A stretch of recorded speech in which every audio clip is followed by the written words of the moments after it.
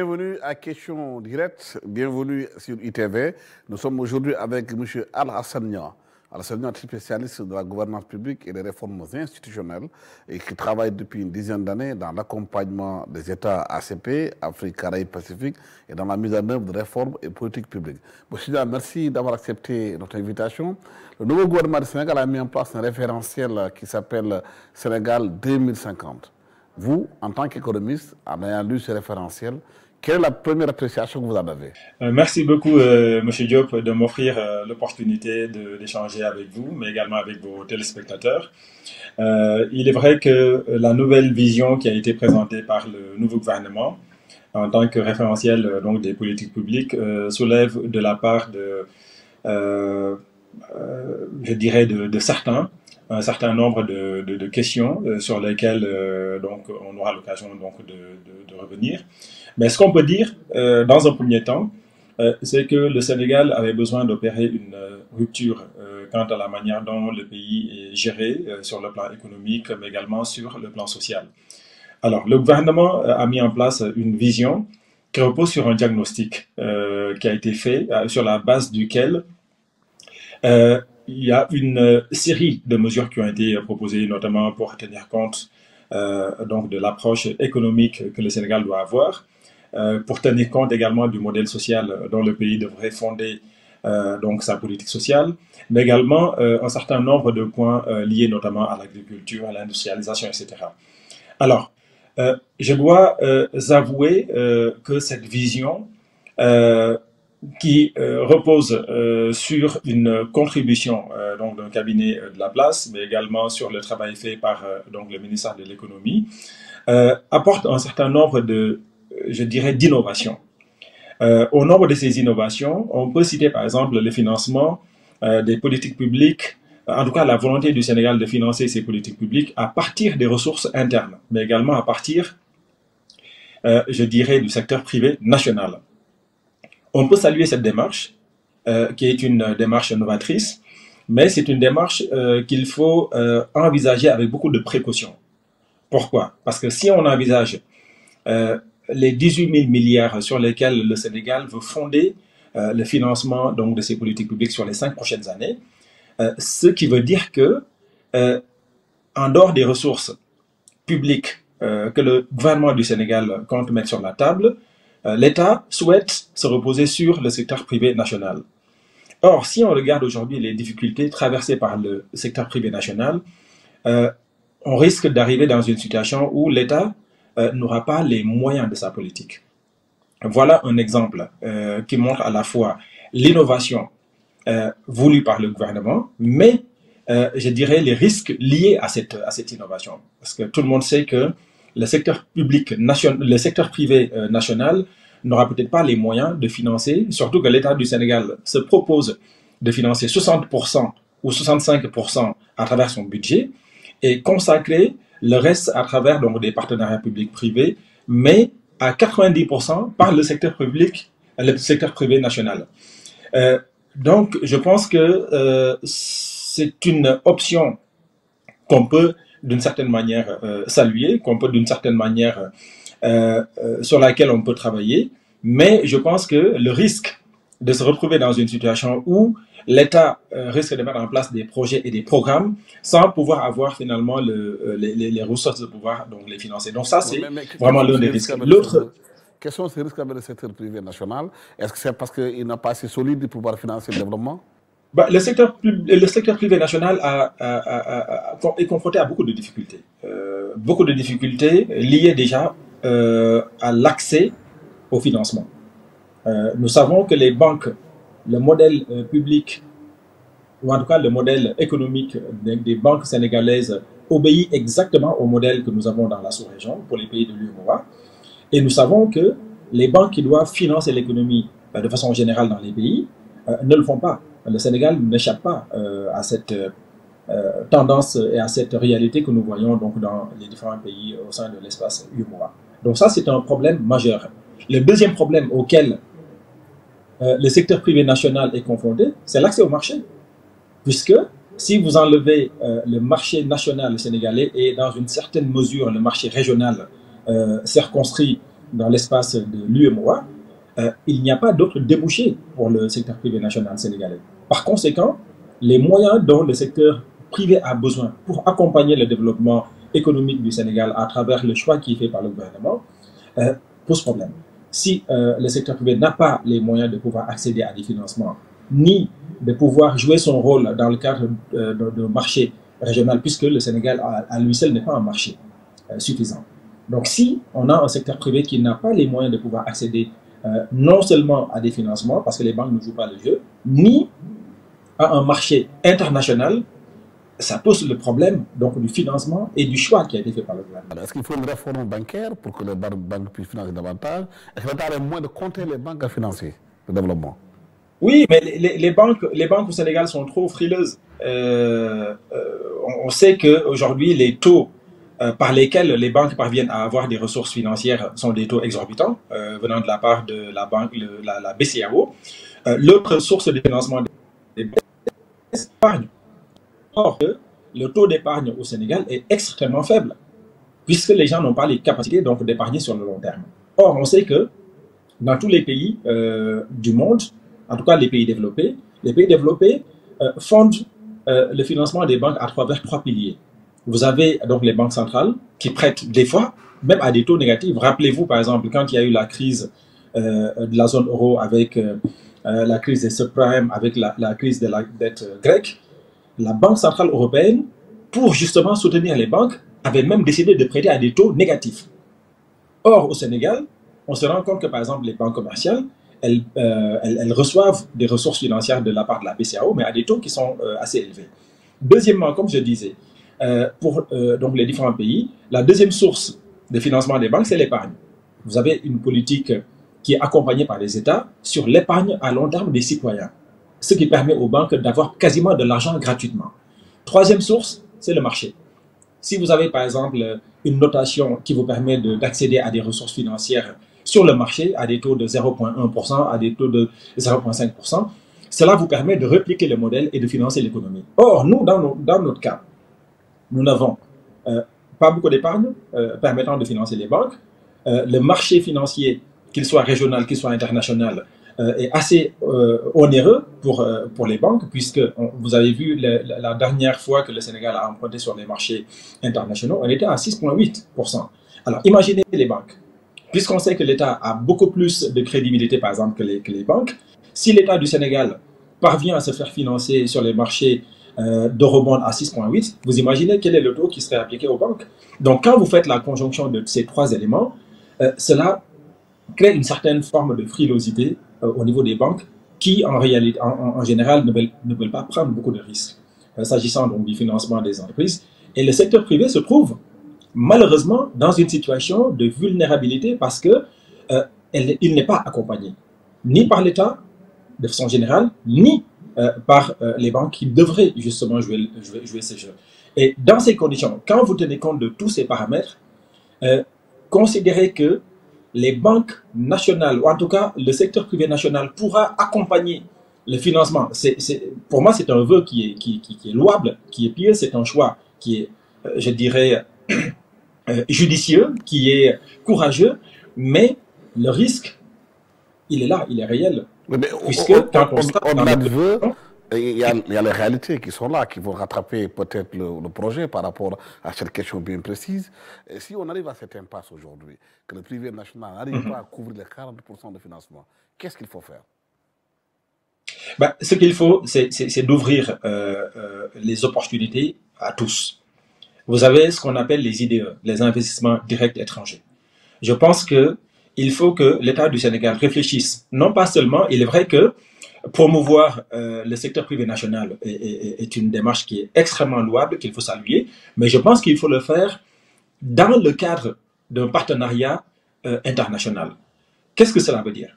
S'il y a par exemple un projet structurant, ce qu'il faut, c'est de considérer par exemple que le secteur privé national pourrait par exemple prendre la majorité des financements, c'est-à-dire aller dans le cadre par exemple de groupements avec des structures internationales, dire par exemple, et consacrer ça même dans le code de l'investissement, et faire en sorte que cela puisse être validé dans le cadre d'une loi. Faire en sorte, par exemple, quand il y a des projets structurants, dire que aucune structure internationale ne pourrait avoir plus de 49%. Ce qui veut dire que on permettra à un secteur, disons au secteur privé national de venir avec ses moyens, compléter ses moyens avec le concours donc, des entreprises, par exemple, avec le secteur privé international. Faire en sorte que cela puisse permettre donc, de régler donc, cet écueil parce que nous allons y être confrontés d'une manière ou d'une autre. L'avantage qu'une telle mesure aurait, c'est que non seulement cela vous permet donc de compléter et de disposer donc, des ressources souhaitées, mais cela vous permettra même de bâtir, par exemple, ce qu'on appelle les transferts de compétences. Vous vous rappelez, par exemple, quand il s'est agi de financer donc les lampadaires solaires avec l'entreprise Fonroche, si on avait par exemple ce type de modèle, on aurait pu, dans le cadre de ce type de projet, non seulement faire un transfert de compétences, mais on aurait même pu consacrer le développement et la construction donc, de ces lampadaires et leur production directement au Sénégal. Donc je pense qu'il faut que les autorités réfléchissent à un modèle qui soit hybride, un modèle qui permette au secteur privé national d'avoir une part belle, mais le faire dans le cadre d'un accompagnement avec des structures qui ont beaucoup plus de ressources financières pour que le tout soit jouable. On a vu des pays comme Dubaï, comme des villes comme Dubaï, d'autres pays à travers le monde font un travail de compétences. Quand vous investissez là-bas, vous êtes obligé de travailler avec un local. Est-ce que c'est cette stratégie qu'il faut mettre en place pour attirer les investissements extérieurs, mais permettre au privé national d'avoir aussi une assise, surtout en consacrant le trafic de compétences? Absolument. Les investissements étrangers sont fondamentaux. Vous prenez le cas de Dubaï que vous citez, mais qu'est-ce qui a consacré aujourd'hui le développement de Dubaï? Et pourtant, Dubaï n'est pas l'émirat le plus riche ou le plus important. Je dirais même que Dubaï, si vous prenez tous les émirats que compte donc je dirais ce bloc, Dubaï était finalement l'émirat le moins nanti. Mais qu'est-ce qui a consacré la réussite de Dubaï dont tout le monde parle aujourd'hui? Deux éléments. La première chose, c'était la vision de l'émir, qui a été accompagné par l'émir d'Abu Dhabi, puisque c'est la capitale politique donc de tout ce bloc. Deuxième élément, quand il y a eu les attaques du 11 septembre 2001 aux États-Unis, sentant que la situation géopolitique allait changer et que les investissements qui étaient faits aux États-Unis allaient poser problème venant par exemple des pays du Golfe, ce qui s'est passé, il y a eu un transfert donc, de tous les investissements directs étrangers justement dans cet émirat. Et donc dans ce pays, en fait dans cet émirat, qu'est-ce qui s'est passé?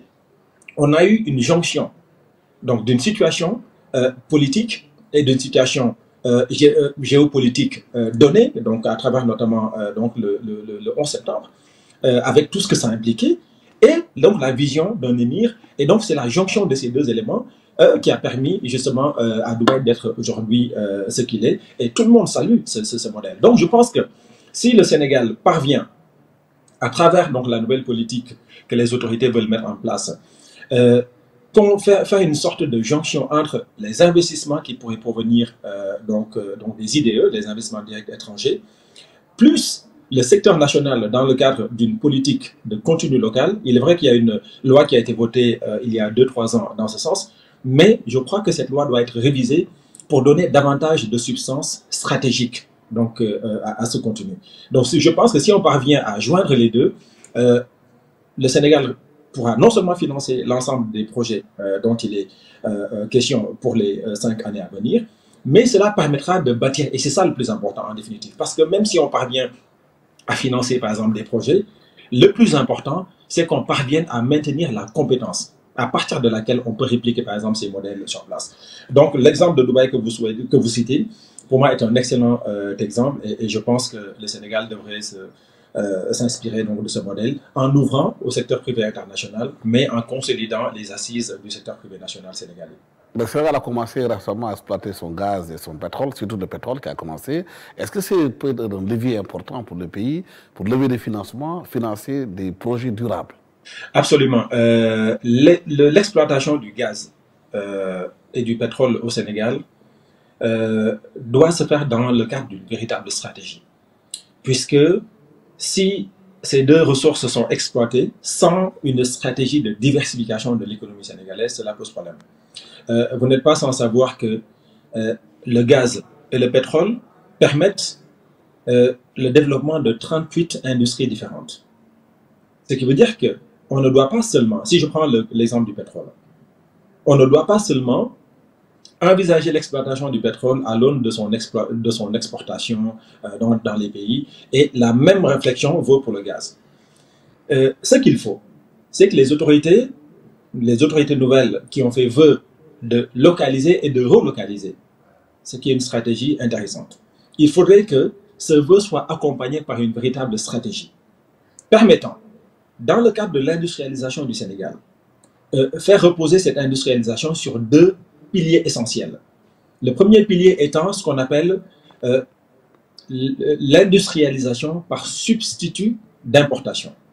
Quand on voit aujourd'hui au Sénégal les ressources financières qui sont consacrées à l'exportation, par exemple, ne serait-ce par exemple des matières, ou en tout cas dans le domaine de la consommation, on parle de plus de 1000 milliards de francs CFA. Alors, dans le cadre du gaz et du pétrole, il faudrait qu'on ait une réflexion qui permette de dire il y a un certain nombre de produits dont le Sénégal a besoin, dont les pays, par exemple, de la sous-région ont besoin, mais dont le monde extérieur également a besoin. Réfléchir, par exemple, dans le cadre d'un schéma permettant de régler la chaîne de valeur, puisque je disais que sur les 38 industries que le pétrole peut offrir, vous avez, par exemple, l'industrie du plastique, l'industrie du caoutchouc, vous avez l'industrie de la peinture. Aujourd'hui, les 2 pays en Afrique qui se positionnent dans le secteur de la peinture, c'est le Nigeria et le Maroc. Pour un continent qui fait 54 pays, donc ça veut dire qu'il y a de la marge. Donc, ce qu'il faut, il faut que le Sénégal fasse, par exemple, une sorte de réflexion dans le cadre d'un schéma global, en disant quels sont mes besoins internes, quels sont les besoins, par exemple, des pays environnants, de la sous-région, et comment inscrire, moi, mon industrialisation dans le cadre d'un schéma. L'idée n'est pas de dire, par exemple, il faut industrialiser à tout va, mais il faut industrialiser dans le cadre d'un schéma. Mais non seulement le faire dans le cadre d'un schéma, et voir également comment spécialiser, par exemple, le Sénégal dans, par exemple, des segments. Je vous donne un exemple. Vous avez, par exemple, la constitution d'un produit fini. Au lieu que le Sénégal se dise, bon, je vais aller dans la production d'un produit de A à Z pour qu'il soit fini, je vais plutôt réfléchir, par exemple, à 2 ou 3 segments de ce produit et spécialiser le Sénégal dans ce sens. De sorte que tous les pays, par exemple, du globe, qui auront besoin, par exemple, de construire un produit fini, seront obligés de se reporter au Sénégal dans le cadre de la segmentation d'1 ou 2 ou 3 segments. À partir de ce moment, vous inscrivez votre industrie dans le cadre d'un schéma global, d'un schéma mondial. Et je crois que si le Sénégal réfléchit à l'aune, par exemple, de son exploitation du pétrole, qui permettra donc d'embrasser beaucoup de segments industriels, je pense que cela pourrait être une bonne chose. Le gaz permet le développement de l'urée. Comme vous le savez, aujourd'hui, le Sénégal importe de l'urée depuis la Russie, également depuis l'Ukraine. Avec les conflits auxquels nous avons assisté depuis quelque temps, je pense que l'occasion nous est donnée enfin de produire de l'urée pour le Sénégal, pour l'agriculture sénégalaise, mais de faire également pour les pays de la sous-région. Donc, il faut que nous envisagions l'exploitation de ces ressources à l'aune non seulement donc de leur aspect primaire, mais dans une mesure limitée. Pour le pétrole, pour ce qui est du gaz, vous savez, finalement, toute la crise liée autour de ce secteur stratégique donne des opportunités extrêmement importantes au Sénégal. Mais pour y parvenir, là aussi, nous devons réfléchir en termes de quantité. Parce que le Sénégal est positionné aujourd'hui avec donc les différentes sources entre la 3e et on va dire le 3e ou le 5e producteur mondial de gaz. Donc dans les 2 cas, 3e ou 5e, ça veut dire que le Sénégal aujourd'hui dispose d'une position extrêmement importante sur le plan stratégique et sur le plan de la géopolitique. Maintenant, cette position du Sénégal, du fait donc de ces quantités de gaz énormissimes, doit nous permettre donc de réfléchir à la manière dont on dépense cet argent. C'est comme si, M. Diom, on vous dit par exemple, vous avez, je ne sais pas, 5 000 milliards dans un compte. Mais si ces 5 000 milliards que vous avez dans un compte qui vous appartient ne vous permettent que de tirer par exemple l'équivalent de 5 millions par mois, cela n'aurait aucun sens.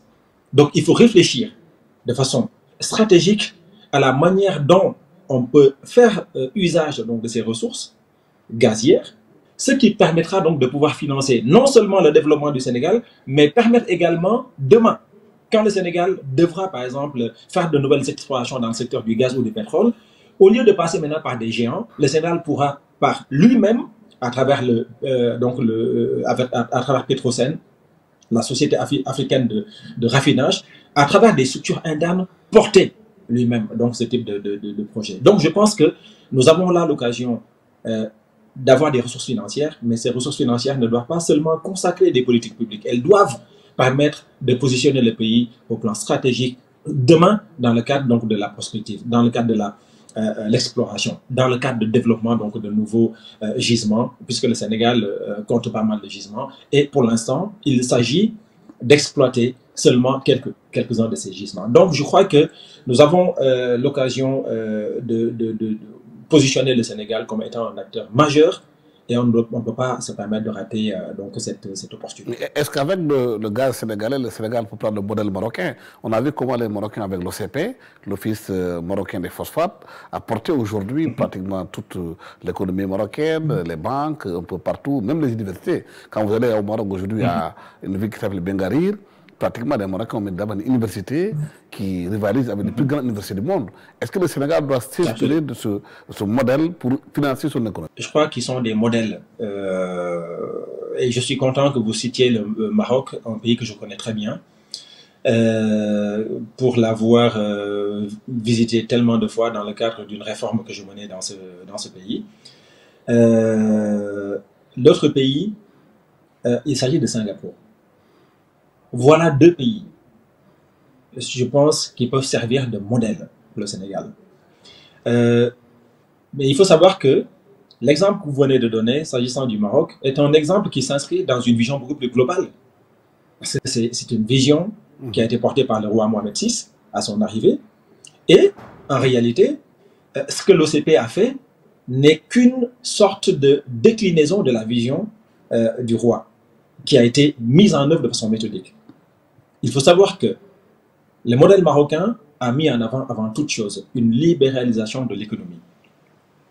Des réformes en profondeur, des réformes extrêmement ambitieuses, mais du courage. Parce que l'économie marocaine était, jusqu'en 2009, quasiment sous la responsabilité, je dirais, des entreprises françaises. Vous aviez la France qui avait pignon sur rue au Maroc. Toute l'économie était entre les mains, on va dire, donc des groupes français. Mais le fait de passer par des réformes ambitieuses, d'avoir positionné le secteur privé marocain au centre donc des politiques économiques du pays, tout comme le Nigeria d'ailleurs l'avait fait du temps de Obasanjo, ce sont ces éléments qui ont permis aujourd'hui au Maroc d'être aujourd'hui, je dirais presque l'un des principaux, et c'est ça, c'est intéressant de le noter d'ailleurs, l'un des principaux bailleurs de fonds même de l'Afrique. Vous imaginez? Le Maroc qui devient aujourd'hui le principal partenaire financier des pays d'Afrique. Ce qui veut dire que c'est un modèle qui repose sur une vision extrêmement ambitieuse. Je pense que c'est une vision qui a été bien pensée et aujourd'hui elle donne des résultats. Mais M. Diop, il y a un élément aussi que vous devez savoir, c'est que quand vous allez à Polytechnique en France, la majorité des étudiants de Polytechnique en France sont des Marocains. Ça, c'est un indicateur. Vous allez à Polytechnique en France, vous avez même plus d'étudiants marocains que d'étudiants français à Polytechnique. Mais ça veut dire que tout ce qui s'inscrit à une réforme de l'éducation au Sénégal, à travailler davantage dans la science pour que les jeunes puissent s'orienter dans les filières scientifiques. Absolument. C'est pour cette raison que la politique économique du Sénégal aujourd'hui, telle que voulue par les nouvelles autorités, il faut qu'elle s'inscrive non pas je dirais dans une approche, on va dire cloisonnée, mais il faut qu'elle s'inscrive dans une vision, dans une véritable vision, dans une véritable stratégie. Et si on loupe le coche, on risque d'avoir peut-être des résultats, mais ça va être des résultats cloisonnés. Ce dont on a besoin aujourd'hui, c'est d'avoir une réflexion globale qui permette d'avoir des politiques qui ont des effets induits. Voilà pourquoi le modèle marocain est un modèle extrêmement utile. Et aujourd'hui, quand on regarde, on ne peut pas aujourd'hui faire l'économie d'une réforme en profondeur de notre système éducatif. Parce que quand vous regardez aujourd'hui les filières scientifiques, elles sont le parent pauvre du système donc de l'enseignement sénégalais. Or, les pays qui n'investissent pas dans l'innovation sont voués à l'échec. Donc, on a besoin d'investir en masse. Mais regardez par exemple les États-Unis. Quand vous regardez par exemple les GAFAM, vous regardez par exemple les géants aujourd'hui, ils sont où? Ils sont entre les États-Unis et la Chine. Vous allez par exemple, les plus grosses structures, vous prenez par exemple l'entreprise qui s'appelle le TSMC qui se trouve à Taïwan. Cette entreprise, elle fait un chiffre d'affaires qui est presque 200 fois le budget du Sénégal. Je parle d'une entreprise qui investit dans quoi? Qui investit dans les microprocesseurs. Or, quand vous regardez, quelles sont aujourd'hui les composantes permettant de construire un microprocesseur? On parle de silicium. On en trouve partout. Donc, qu'est-ce qui a permis à Taïwan, par exemple, d'investir et d'avoir une réussite de ce point de vue? C'est parce que vous avez un jeune Taïwanais qui a fait des études aux États-Unis et qui est rentré et qui a proposé à son gouvernement la création d'une structure permettant de travailler sur des microprocesseurs. Aujourd'hui, c'est le leader mondial, de très loin. Cette société, elle fait à peu près 2000 milliards de dollars de chiffre d'affaires, M. Diop. 2000 milliards.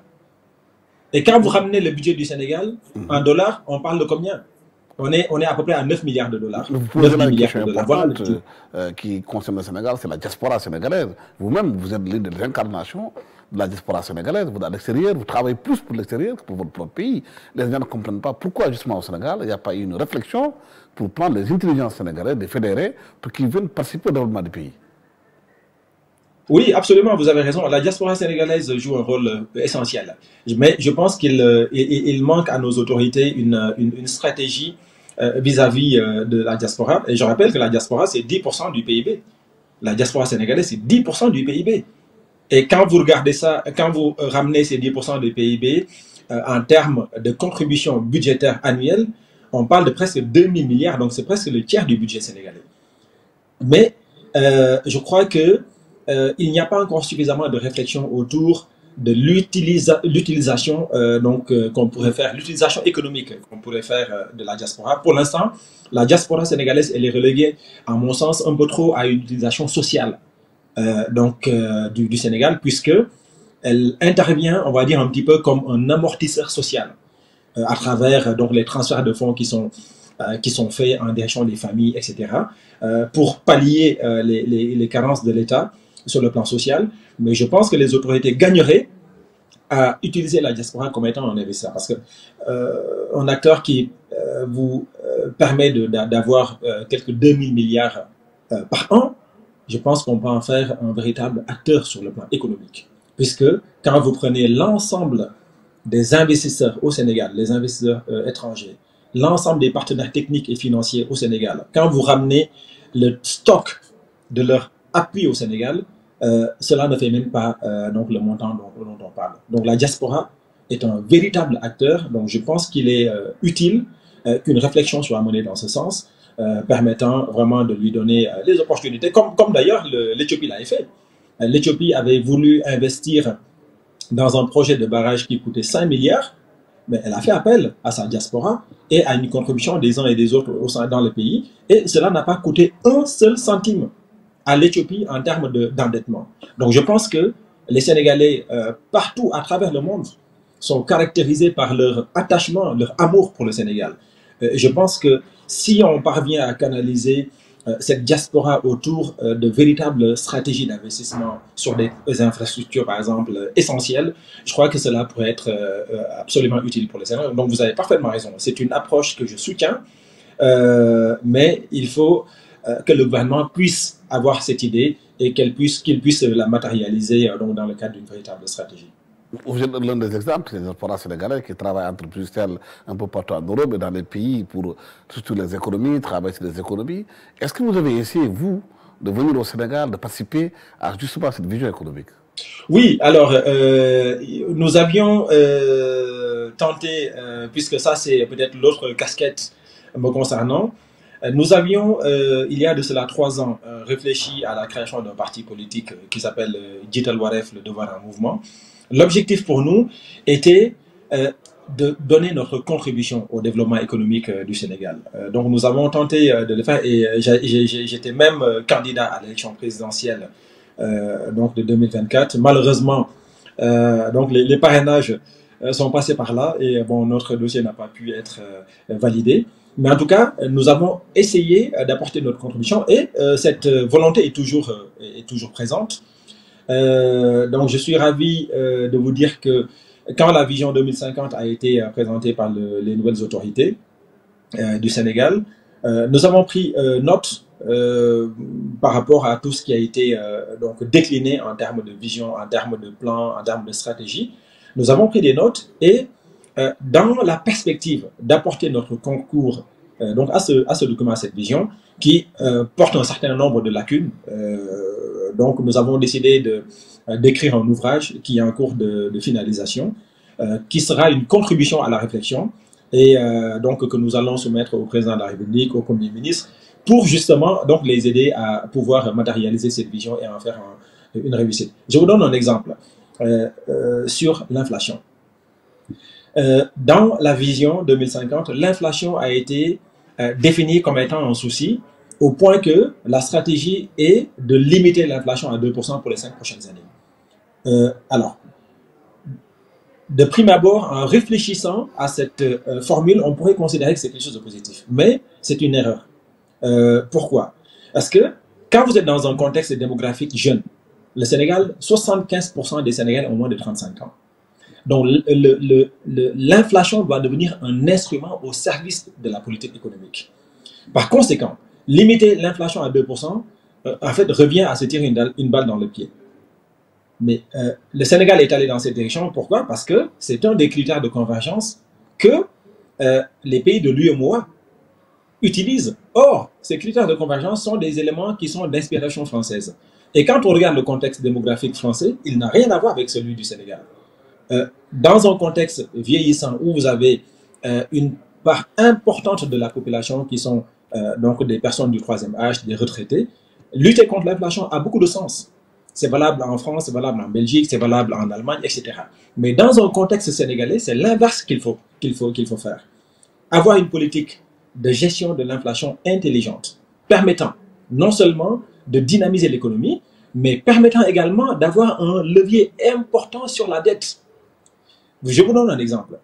Si vous prenez par exemple le poids par exemple économique d'une dette d'il y a 10 ans, ce poids n'aura pas exactement, je dirais, la même incidence 10 années plus tard. Si vous regardez par exemple l'importance je ne sais pas, le poids de 100 000 francs CFA, il y a 10 ans, ce même montant n'aura pas le même poids 10 ans après. Et donc, le fait de jouer, par exemple, avec l'inflation vous permet même d'amoindrir les effets de la dette.